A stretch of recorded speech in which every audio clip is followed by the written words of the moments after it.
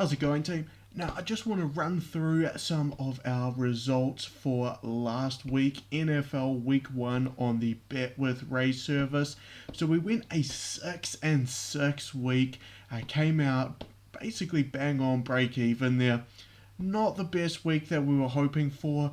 A few of the reads were really good, and then we got some late damage. Not a lot we can do about that, but out of every bet that I put on, I think I would make those same ones again.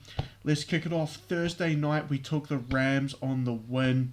Now, the Bills played fantastic. Their defense was really, really good, as I thought it was going to be, but the Rams offense just couldn't do anything to keep up. Jalen Ramsey let in almost a perfect passer rating, I believe, against him, who's usually supposed to be one of the best cornerbacks in the league, and Matthew Stafford, 3 interceptions, just couldn't get the job done, so we couldn't get that one there.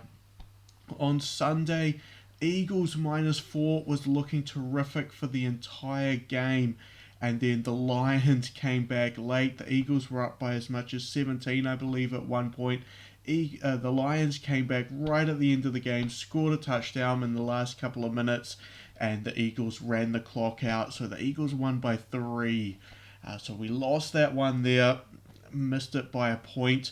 We were on the right side for the majority of that game. That's the one that really hit home with the hard loss late. Chiefs and the Cardinals over 53.5. I think we ended up 44-21. So that absolutely flew, and just points galore in that game. Chiefs looked really strong. 49ers -7.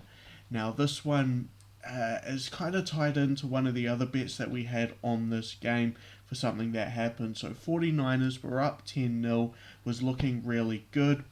And then Elijah Mitchell, the running back, ended up catching a knee injury. It's an MCL sprain. He's going to be out for a couple of months. We did have the over on him. He was 5 carries for 41 yards. We had the over 61.5. So I am marking that down as a loss. Some of you may get that one refunded, but for the purposes of Bet with Ray, that is a losing bet here.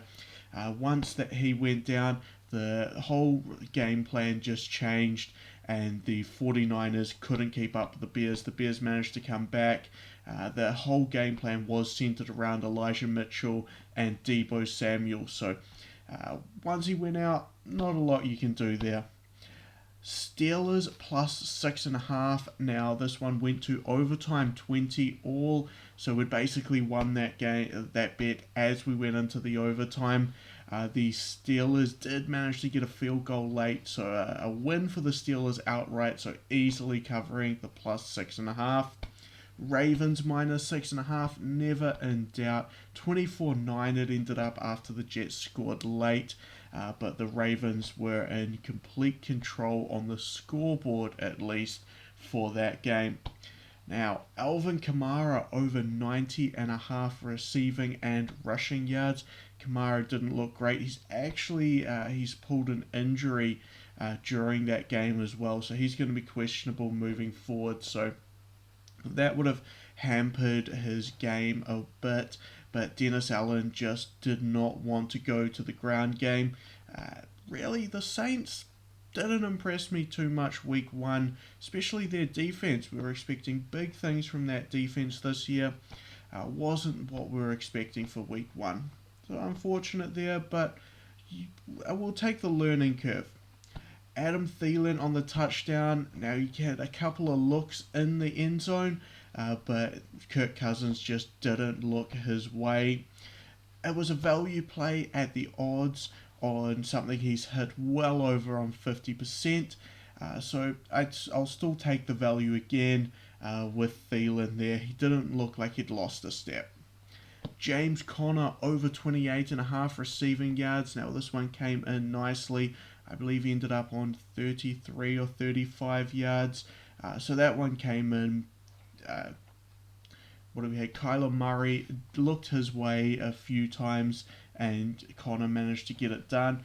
This is one we might be looking to go back at if the numbers stay low, because he does have a very high percentage of hitting this prop.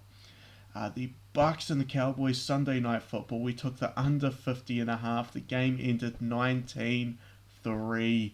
So we got that one by almost 30 points.